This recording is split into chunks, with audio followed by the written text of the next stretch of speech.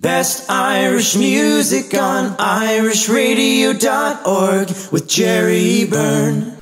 Irish Radio, I'm Jerry Byrne. Now, since the onset of COVID, I was speaking to many of the great and the good from entertainment.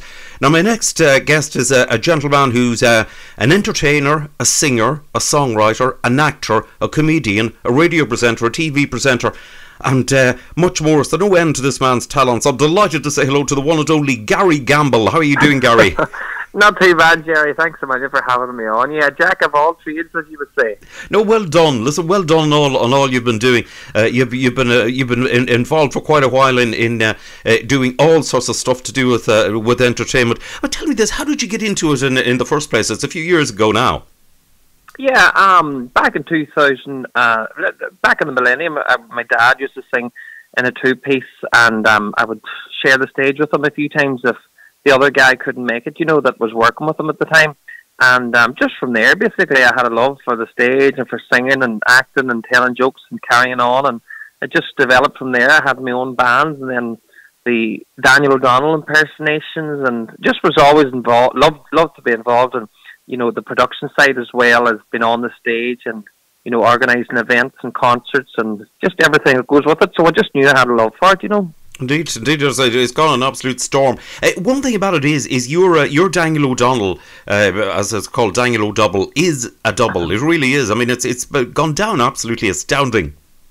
Yeah, it seems to go down well because a lot of people have commented that it actually looks like Daniel, and the wig and the hair and the suit that Daniel would wear.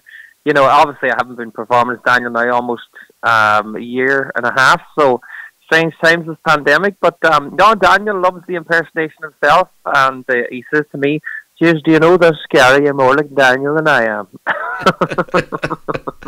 Oh dear, yeah, that is a great tribute, I'll have to say, and you're able to really take it off, and also another one that you do absolutely brilliantly as well is Jimmy Buckley. Yes, diggy liggy lie, diggy liggy low. Yes, you've got the voice. You definitely got the voice. Now, Gary, listen, you've released a number of, as well as that, you've released a number of singles. You've released a number of albums as well. Yeah, last year we released, a year and a half ago, Jerry, we released an album which we recorded with Jonathan Owens and Wayne Thoreau down in the Midlands, and we just simply called it Ireland. And what it was a mixture of songs from all my old favourite singers and Granny's favourite singers and some of our locals here in Donegal and Tyrone. Bridie Gallagher, John Kerr, Eileen Donaghy, and Larry Cunningham. They're just some of the singers that, well, I know Larry was from the Midlands, but God rest him, we just recorded some great songs that, was associated with Ireland. I'll tell you some of the songs on there, Jerry. We've got Star the County Down. We've got the song called Belfast in there. Molly Malone, of course, a Dublin song. We've got Whiskey in the Jar, which relates to As I Was Going Over the Far From Kerry Mountains. We've got The Boys in the County Armagh and Donegal songs in there and lots. So, yeah, it's one of my most popular albums at the moment.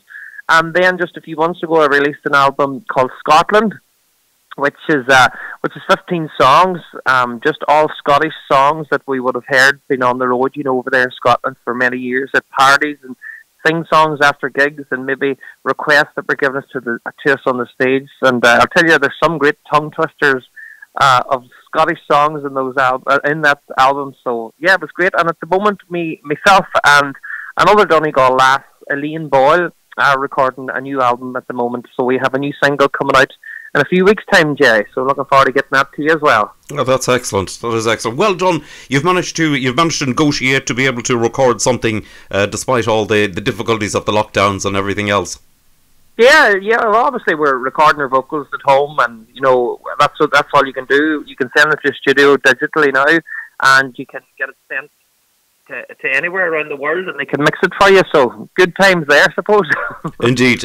Well, that's one thing. I mean, I was speaking to many people, and that's one saving grace about the situation we've got is connectivity, whereby you can record your vocal at home, you can then send it to a studio, and all the various musicians can do the exact same and send it into a central studio. It can all be mixed together and sent out, which is fantastic.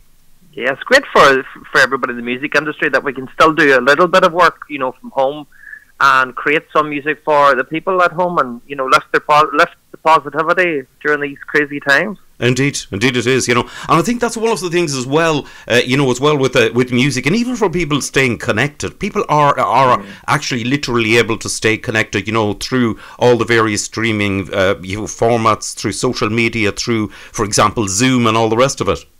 Exactly, and even just like yourself, Jay, as you do the Facebook Lives for the video, that brings a lot of hope, music to people. Maybe they're on their own, maybe they're just at home, just looking for some kind of company, and it just brings them so much happiness. And sometimes we do it without even thinking that we're actually changing someone's life or day. So yeah, it's amazing at the moment that we can connect, and thank God this isn't happening maybe 40 years ago, where we could only send letters and go to a phone box and put 50p in. So yeah, we're delighted we have internet, Jerry. Indeed so. Definitely, it certainly lessens the blow and the severity, I think, of the whole thing, and it helps the sheer isolation. It gets away from that. At least you can be in touch, and you can stay in touch with people, and as well as that, people from all over the world. Yeah, and there's a lot of people as well have got on social media, like my aunts and uncles, and they're in their 60s, 70s. They're all adding themselves now currently during the pandemic on Facebook and Instagram and Snapchat, because they feel like when you're stuck at home all the time, you're missing out. So they feel now that they're seeing a lot more of what's happening, what's out there. Maybe there could be a trucker on the road delivering goods from Dublin to Donegal, and he might have a few snaps of out and about, quiet road today, I'm here in Dublin picking up. That would just make someone's day, just to see some kind of footage of life outside of their house. Indeed. So, now listen, something else you've been doing as well is you've been involved in the concerts on the couch. Tell us about that, Gary. Yeah, Concerts on the Couch is a fantastic event, which is an online Facebook event. It's a ticketed event, and we have amazing country music stars on there. Philomena Begley's on with us in a few weeks' time, and we have Declan Ernie, and we have Mick Flavin last week, we have Robert Mazzell, Olivia Douglas, and Keith and Lorraine from the Show Band Show, and many, many more. And myself hosted with a super band called Celtic Storm, and we do it on a Friday and Saturday night. And anyone's interested, just get in touch with myself, Gary Gamble, or send me a wee email to garygambleshow@gmail.com, and we'll get you a ticket and hopefully get you booked in and get yourself into the Concerts on the Couch, which is it's a live band, Jerry, as well, which is amazing for the musicians. There's a live band on stage, and myself, and then the artists would come on for maybe 45 minutes each. So we have 3 main artists every night. So there, just for an example, we had Sean Cuddy on one night, and we had Robert Mazzell on. We also had another lady singer on, Patricia Maguire. So yeah, it's amazing, an event, and it happens every Friday and Saturday night, and there's different artists every night. And obviously there's a discount ticket for monthly packages as well. So yeah, it's keeping artists going, it's keeping the musicians going on there, and it's great camera work from the Concerts on the Couch too as well. It's not just a Facebook Live, there's moving cameras from different angles, and you almost feel like you're there yourself. So it's a great idea, and we're delighted that we worked on it from last summer, and it's really progressed, and we have a great audience in there and a great friendship with everyone that's on the Concerts on the Couch group. So it's good. We'll have to try and get you in someday, Jerry. Love to, indeed. It sounds fascinating. It really does. I've spoken to many people who've been on it, and they've all had great praise for it. They've all been really taken it on board and said it was absolutely fantastic. Yeah, it's good crack now. That's it. Listen, another thing you're involved in is a play. It's a comedy show. Sorry for Your Loss. That's been huge. It's gone a storm. Yeah, it certainly is.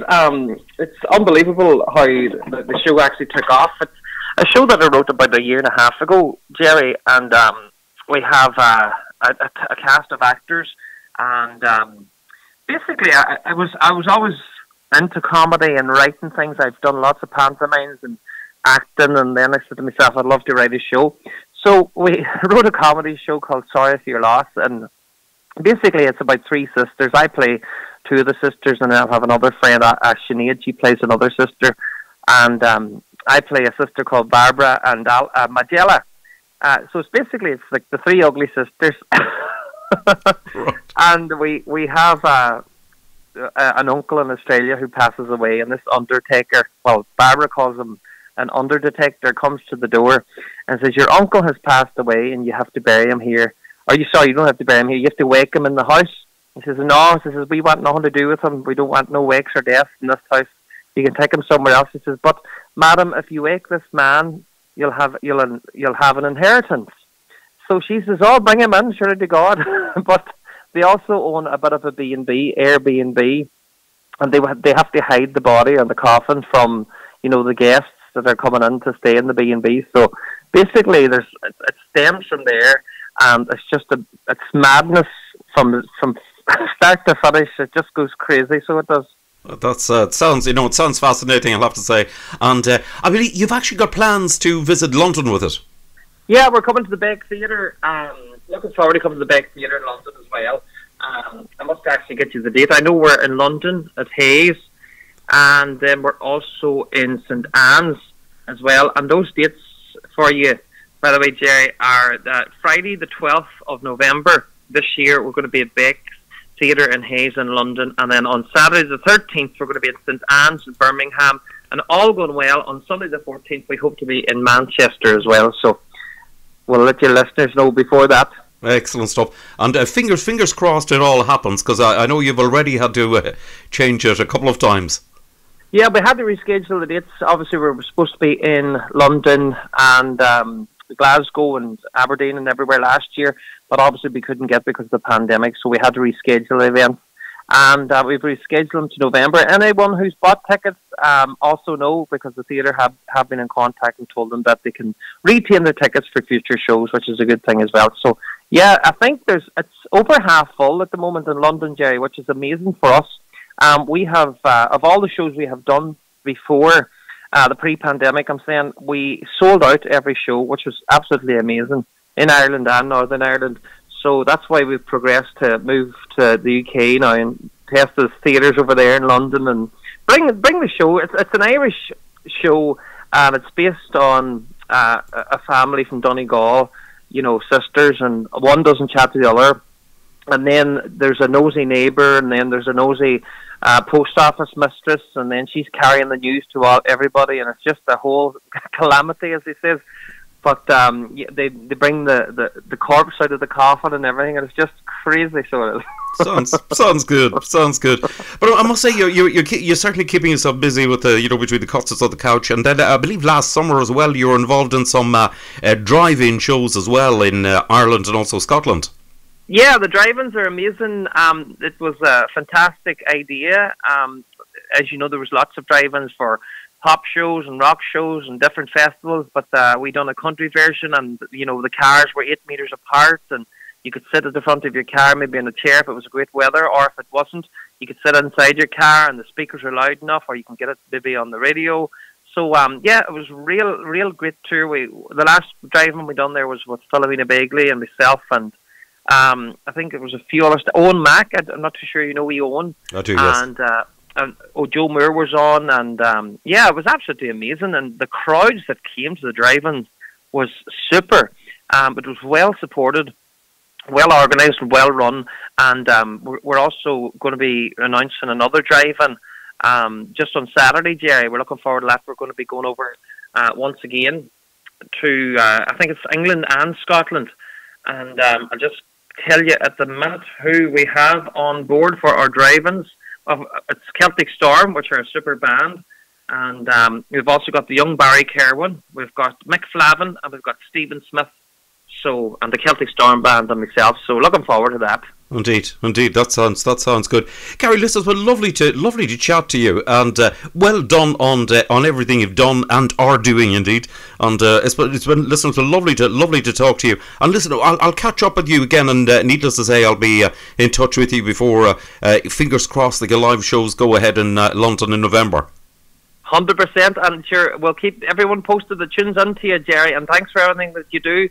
And God bless all the listeners to irishradio.org. Stay safe.